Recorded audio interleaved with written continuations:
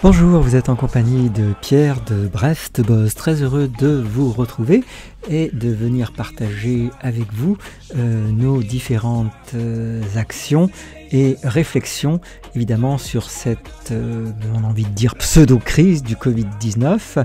J'ai intitulé cette vidéo de l'impact de la crise du Covid-19 sur les relations familiales et les fêtes de Noël à partir d'un exemple vécu, si ce n'est qui n'est autre que le mien, puisque déjà je vois peu mes parents du fait de la distance qui nous sépare, plus de 1000 km. Et par ailleurs, évidemment, mes frères et sœurs sont très respectueux de toutes les consignes gouvernementales. Et donc, je ne me suis pas vu me retrouver en famille et masqué, n'est-ce pas, pour protéger les autres grâce au port d'un masque auquel je ne crois pas. Voici donc un extrait de la lettre reçue d'un membre de ma famille et la réponse que j'y ai apportée. Et vous qui nous écoutez, est-ce que vous voulez partager ce que cette épidémie telle qu'elle a été gérée et est gérée par notre gouvernement a modifié dans vos relations? Eh bien, nous attendons vos commentaires, évidemment, au-dessous de cette vidéo. Cette lettre que j'ai reçue de mon frère par email fait suite évidemment à un appel téléphonique dans lequel j'annonçais ma décision de ne pas participer aux fêtes familiales si elle supposait devoir porter un masque, et voici ce qu'il m'en dit. Par rapport à ton appel téléphonique d'il y a quelques jours, tu m'informes que tu ne viendras pas pour Noël. La raison en est que tu ne veux pas cautionner l'entreprise criminelle du gouvernement dans sa gestion de la crise sanitaire liée au Covid-19 et qui nous oblige, entre autres, à porter un masque. Or, nous nous plions à ces préconisations parce que nous pensons qu'elles peuvent limiter la transmission et protéger les personnes fragiles, et ces règles n'ont de sens que si un maximum de personnes les appliquent. Notre rencontre sur ce fond d'incompréhension générerait forcément une mauvaise ambiance et n'est effectivement pas souhaitable. Alors je précise que mes parents, qui, soit dit en passant, ont tout de même plus de 90 ans, ne se sont pas spécialement positionnés sur cette question du port du masque. Ce sont donc mes frères et sœurs qui souhaitent évidemment quelque part les protéger, qui sait, contre leur gré. Alors voilà la réponse à cette lettre. Il n'est malheureusement pas possible de transmettre l'expérience de recherche que je mène jour après jour depuis de nombreuses années. J'ai acquis, il me semble, de nombreux points de repère qui n'ont le plus souvent de crédibilité que pour moi, car ils résultent de multiples recoupements avec mes formations, mes démarches personnelles de connaissance de soi, mes nombreuses lectures, les multiples formations, réflexions sur la clarification des valeurs, etc. Pour ma part, je ne pense pas qu'on puisse s'approcher de la vérité en la laissant venir à soi. C'est donc une expérience laborieuse, souvent épuisante et incertaine de la chercher. C'est à minima, pour ce qui me concerne, 6 heures par jour ces 4 dernières années. Mais pour moi, c'est aussi cela, être humain. En ce qui concerne les mesures gouvernementales et les médias, cela fait bien longtemps que j'ai balancé ma télé à la poubelle et que je travaille sur ce qu'est la manipulation, la fabrique du consentement, la corruption, etc. Cette expérience n'est partageable qu'avec celles et ceux qui ont décidé eux-mêmes de se mettre en recherche. Ce sont eux pour moi qui sont ma vraie famille, car ils suivent de près au niveau mondial ce qui concerne le gouvernement profond, les attaques sous faux drapeau, les affaires de pédocriminalité, les affaires de pédophilie, ce qui se passe au Vatican et bien d'autres sujets encore. Nous n'aurons pas toujours les mêmes opinions et les mêmes conclusions, mais globalement, nous arriverons tous à ce tronc commun que ce qui est présenté comme une démocratie n'est qu'une façade qui cache les pires turpitudes.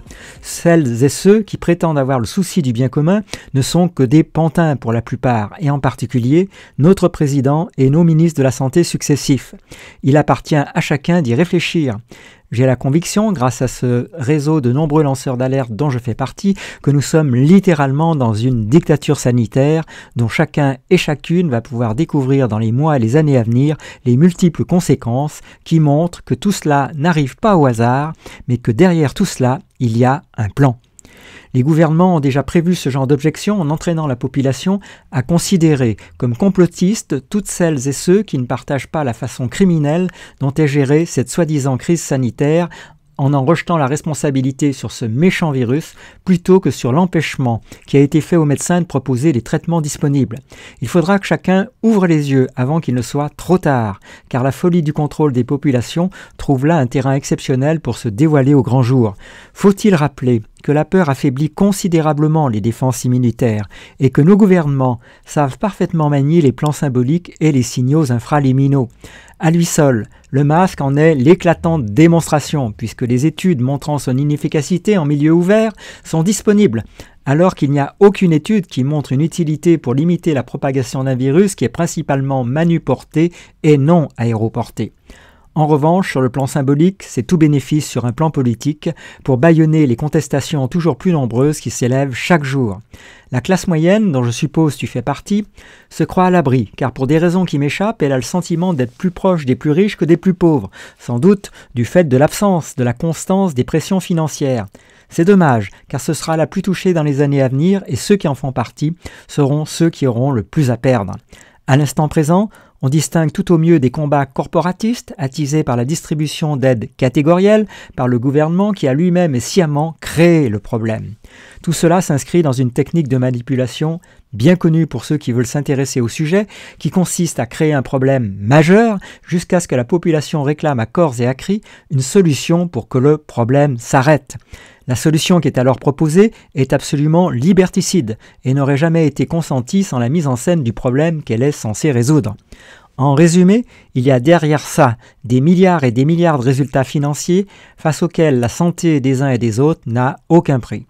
À environ 75 € pour un test qui ne sert à rien puisque c'est l'inventeur du test lui-même qui précise bien que sa technologie n'est pas adaptée à l'usage qui en est fait et dont par ailleurs l'amplification du matériel génétique n'est pas précisée, c'est un coût pour la société qui se chiffre en milliards d'euros au moment même où l'on indique que l'on ne dispose pas des centaines de millions nécessaires pour augmenter le nombre de lits en réanimation. Enfin, la confusion est soigneusement entretenue entre cas positifs et contagiosité. Depuis quand teste-t-on des personnes asymptomatiques? Il y a chaque hiver plusieurs milliers de personnes qui sont porteuses du virus de la grippe. On n'arrête pas l'économie pour cela. Car à ce jour, oui, en autorisant les traitements, la charge virale de la Covid-19 est telle qu'elle se traite aussi bien que le virus de la grippe les autres années.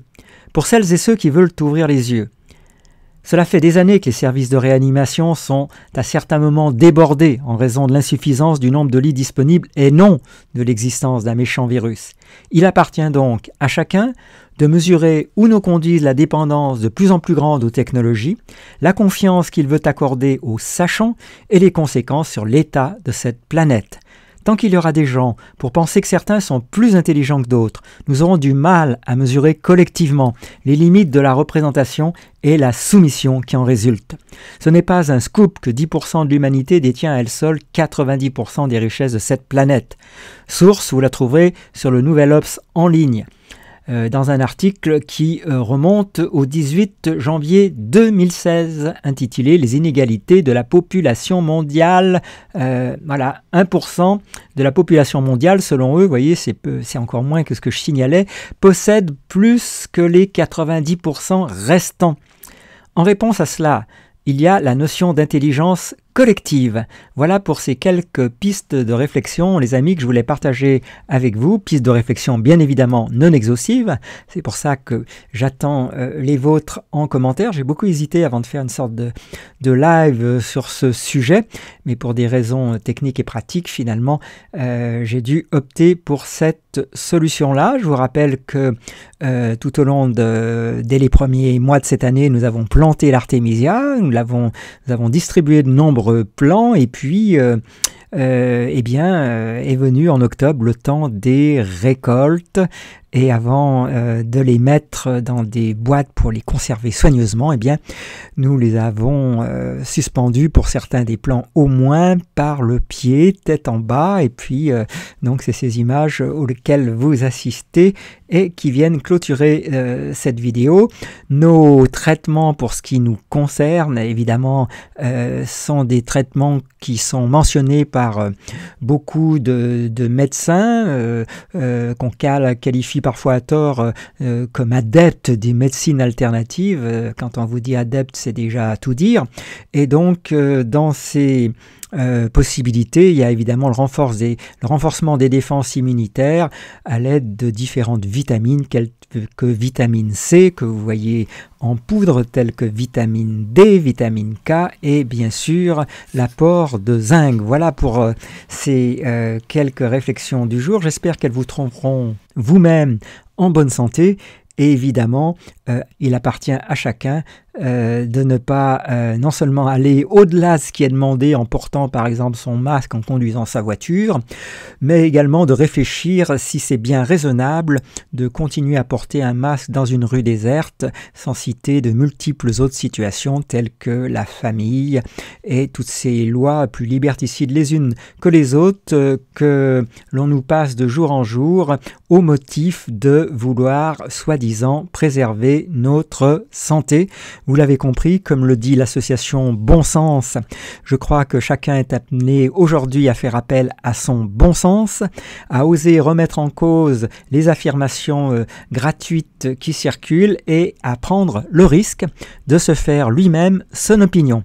Merci en tout cas pour votre fidélité à la chaîne YouTube BrestBuzz. Comme vous l'avez vu, nous complétons nos publications sur BrestBuzz par d'autres sur odyssée.com, de façon à ce que si la censure YouTube décidait de fermer notre chaîne, nous puissions continuer à communiquer avec vous.